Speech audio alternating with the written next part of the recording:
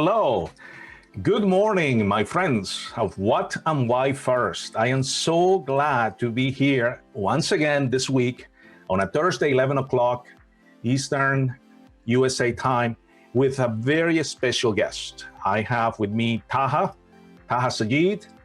Taha has been a friend of mine since we met in Riyadh. Taha, that was back in 2008, December 2008. Yeah. And since then, we have been keeping in touch. I have a lot of respect for Taha. He's an entrepreneur. He's a trainer. He's a thought leader. He is an international speaker.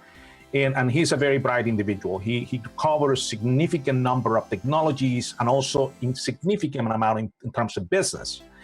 And I wanted to feature Taha in my What and Why First event because there is a very special topic today. You know, how to position your business or positioning your business or start up business to attract investment.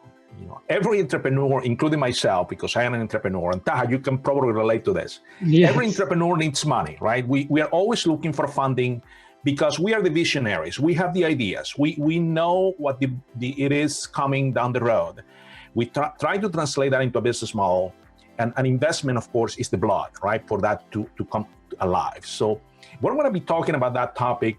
In the meantime, Taha, I want to, if you anything else you want to say as part of your introduction, anything that you want to share with us? Yeah, I'm really grateful to be in this show for What and Why First. I've been actually following this for quite a while now. And I must appreciate that you're doing a great job. We are having a lot of following of this show also, and people in Riyadh and Saudi Arabia speaks about this show. You know, so you can imagine about the hype that it is bringing, and it is covering a lot of good topics. And this topic especially is a very dear to me. You know, because we all have been seeing there are a lot of startups that is being evolving in this time. But what we are seeing is that we are seeing the challenges also that some startups cannot be or are not sustainable, like they are starting, but they cannot go or they cannot make it to the investment stage, So today's topic is a very interesting topic, and I'm sure that you will be getting a lot of insights, and I'm really grateful to be a part of this show. Taha, can you share with us, first of all, who is the audience? Who is going to benefit the most from this event? Who are the individuals that should be paying very good attention to what is going to be said here? And also, if they replay this, who are they and why should they listen to this? Yeah, that's very important. So what we are going to discuss covers a large audience. Why? Because it covers different aspects of the business.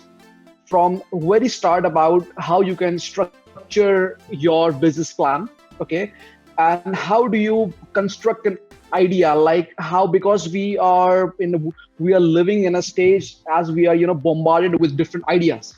So first of all, how do you filter that? What is that best idea that is suitable for your business, or you can take it forward, okay? Then onwards, you'll see that if you want to put up a snapshot of your executive summary. What are the different criteria that you need to have in your mind to structure your executive summary, And then we'll be covering about product and services from like different solution architect perspective to all the way to the revenue and to the marketing stages, So if you're, let's say, if you're a project manager or if you're a solution architect, or you are a leader in your company, so you can benefit all from this presentation. And since it's covering a lot wide area of topics, so you can definitely, even if you're a student, I would say that because one day you have to be a leader, so you have to know that what are the different stages that goes in the life cycle of a product. And if, let's say that if you want to go to a conference and if you see some startup pitches that has been happening, so you should have an idea about what goes into that whole process, So that is very important. Right. And one thing that you mentioned there that is extremely important to me in particular is that right now, the time that we are now, COVID and the pandemic, it is, in my mind, it is a time to do two things. One of them is do a self-reflection in terms of your business model, right? Because any business model that you had in mind before COVID, you have to do a revision of it. You have to reevaluate. You have to reassess, right? Because COVID is not going away anytime soon. And once, hopefully soon, once it gets over, we get the vaccine and we are, out of this pandemic, business is not going to be the same. There is going to be a lot of things that are going to stay in terms of how people interact and what they consider valuable, right? Exactly. So that reassessment needs to take place now. And the second thing is, I think you will agree with me, many people will say, well, this is not the time to start a business because there is no business.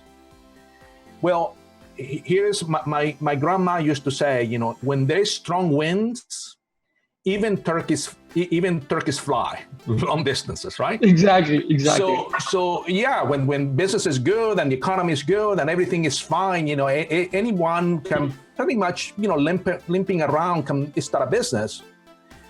But here's my challenge to you in a good way as an entrepreneur. If you can start a business now in this situation and find something that people find valuable and they are willing to open their wallets to give you money in this situation, just imagine what is going to happen in the future. Even if you don't pay you now, even if you do a freemium right now, even if you share at a lower, nominal value your proposition, but it's valuable to people and people see something that they want because it benefits them.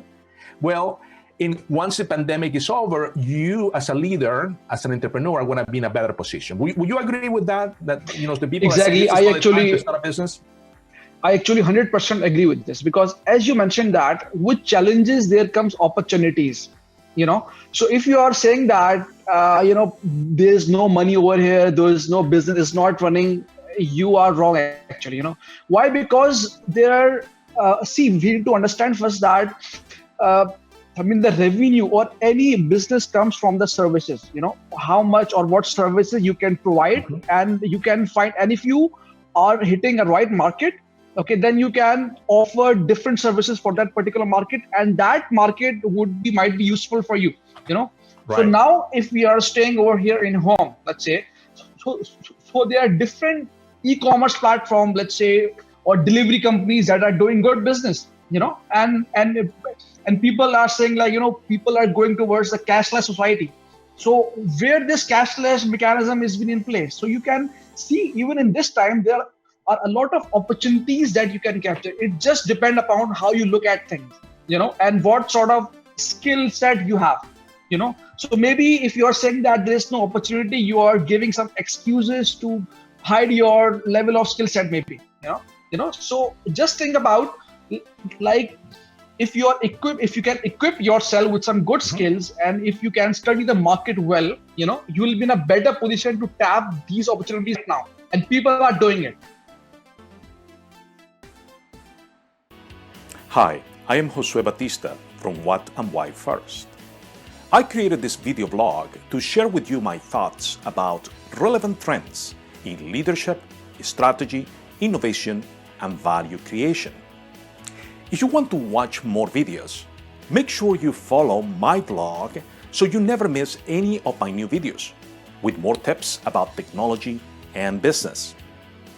And if you are already a senior leader in charge of making decisions in your organization, and you would like to put some of these strategies in place for yourself, go to josuebatista.com and learn how I can help you.